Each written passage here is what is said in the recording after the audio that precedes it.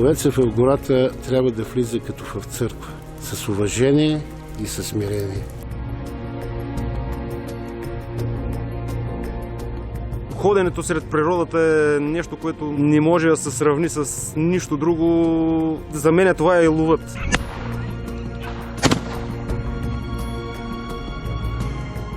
Сблъсквате ли се с бракониер? Да, има. Който е браконьер, той не е ловец.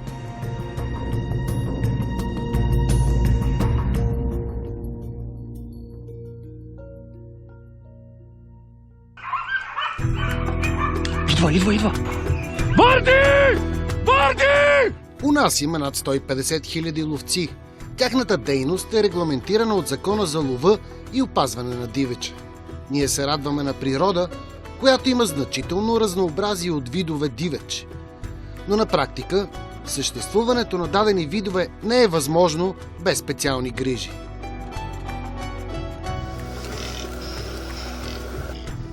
Това е нашата природа, нашите земи. Подобна гледка трудно ще видите, защото дивите животни си имат своя живот. Между 2 и 4 години са необходими, за да може един лопатар или благороден елен да достигне полова зрялост и да дава добро поколение. Популацията на животни в дивата природа не е неизчерпаем ресурс, а оцеляването без допълнителни грижи е доста трудно. Това е момента, когато животните имат най-много нужда от подхранване, защото са в напреднала бременност. Ако говорим за дивата свиня, смея да кажа, че драстично намаля, благодарение на чумата. Докато с благородния елен, ако направим една съпоставка от последните 25 години, откакто съм член на тая дружинка, в началото имаше единични екземпляри, се виждах. Популацията в момента е в много стабилно състояние.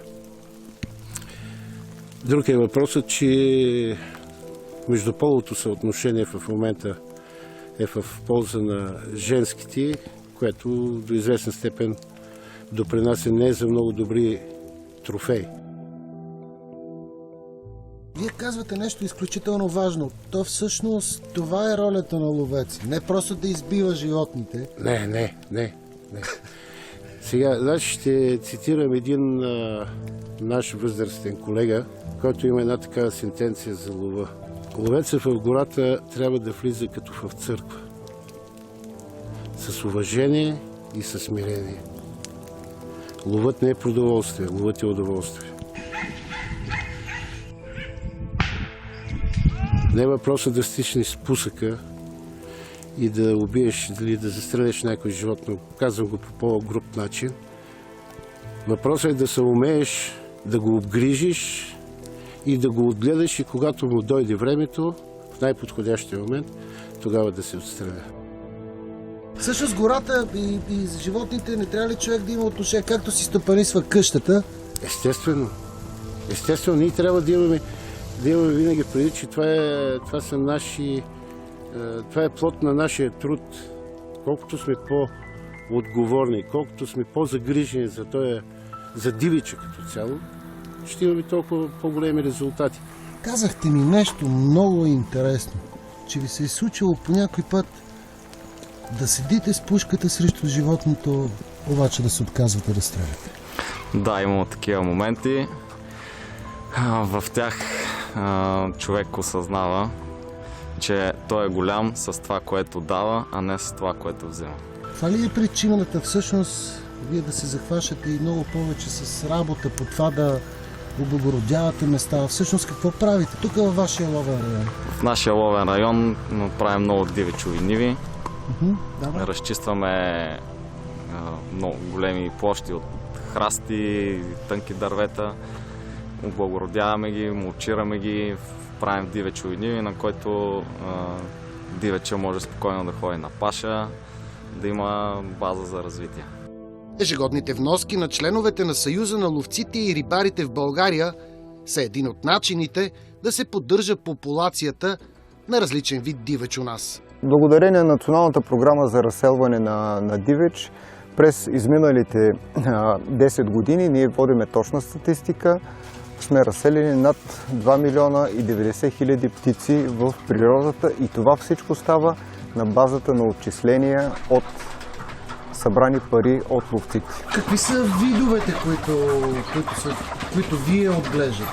Ами, по принцип ние отглеждаме и яребица, и кеклик, но в другите стопанства в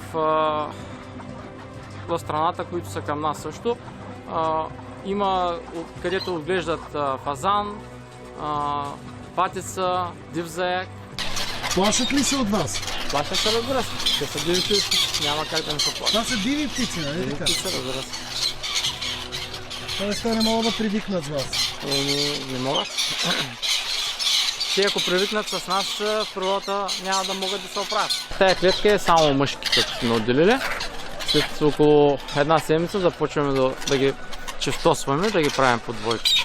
В един момент свикват до някъде с нас, но в момента, в който ги пуснем в природата, за 2-3 дни също си възвръщат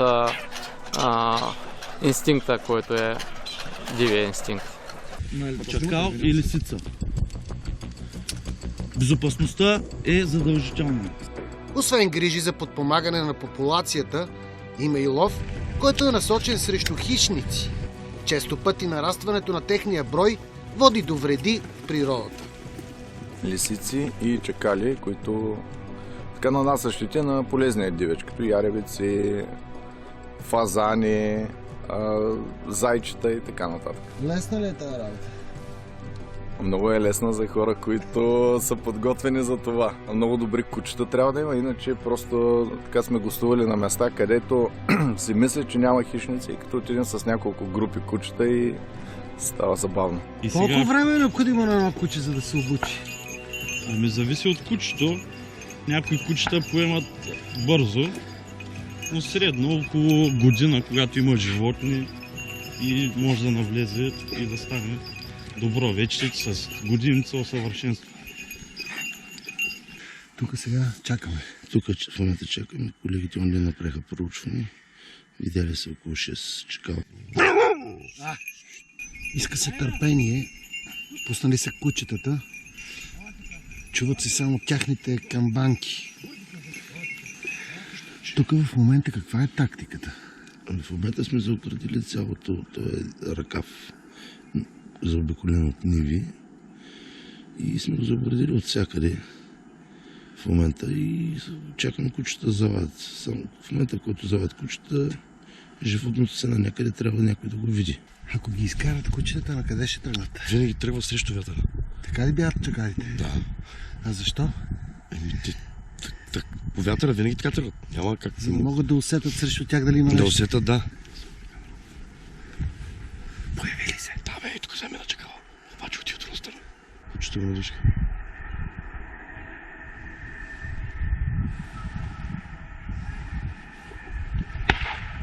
Айде. Здесь от друга страна, така казва. Тук, пред нас. Пред нас. Приключваме втората посия. Мисля, че има, ако не се бъркам, 6 отстреляни чакала. Това е последния, който колегата го стреля ранен. И кучетата тук го намериха и го фанаха жив. С лъката? Да. Стрелях го два пъти, го стрелях и се придърпа в драките. Голяма ли е популацията на чакала? Много в интерес на истината се засилва. Даже по последни данни само за изминалата година на 30 000 индивида са отстреляни. Особено при хищника, групови лов на хищника е много трудно. Винаги така си на штрек дали да стреляш или да не стреляш. В повечето случаи затова се изтърва много, защото трябва да се внимава. Най-важното е безопасността. Важен е за да намаляне популацията на хищника, тъй като когато сега вече почва да навлиза размножителния период от март месец и основно примерно за зайци, за ярбици, за фазани, когато се раждат или се люпят птиците, те са най-уязвими тогава. Всъщност при сърните по същия начин. Значи, той чакал е толкова вреден в този период основно. Иначе здраво животно не може да хване. Кое според вас върви по-напред? Грижата за дивеча или лова? Значи то основно естествено, че целта си е лов. Ние излизаме за лов, но той лова не е само отстрел. Винаги на последно място е отстрела, защото повече случаи, когато се излезе на лов, най-малко се отстрелва. В смисъл такъв, суката е винаги на последно място, защото трудно се добива, не е толкова лесно. Сблъсквате ли се с бракониери? Да, има. Има, но те не са овци. Значи, който е браконьер, той не е овец. Какво трябва да се прави с хора, които са ловци, с ловен билет и браконьерстват? Ами, трябва да се изключват и вече за напред да не са ловци. За съжаление обаче мисля, че наказателната отговорност е плюс парична, 3 години лишаване от право на лов и след това пак имат възможност да се станат, но мисля, че който мине през този път, на никой не го пожелавам, мисля, че в последствие се взима пука. Около 150 хиляди души са ловците у нас.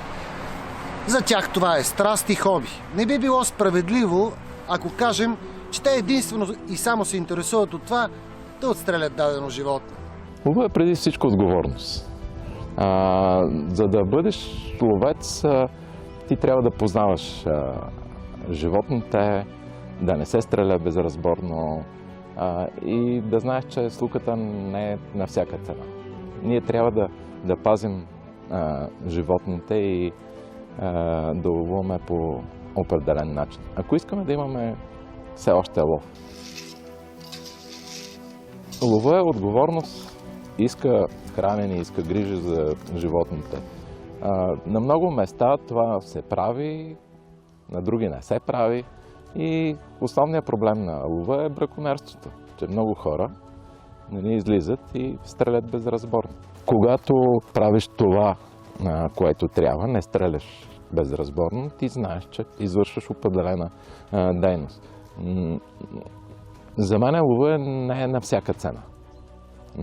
По-добре е правилно да ловуваш, отколкото да правиш. Примерно лова на дива свиня.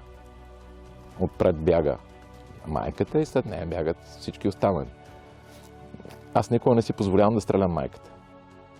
Наред с обективните причини, които могат да доведат до такъв дисбаланс, които са примерно заболявания по дивече, лоши климатични условия и така нататък, основното, което може да наруши този баланс е естествено човешкият фактор, нерегламентиран, извън законов, а именно това е браконьерството. Всеки един, така да го кажа, проблем, който се изнася като проблем, за мен се изнася като проблем заради това, защото хората нямат информираност. Не знаят за какво става на въпрос.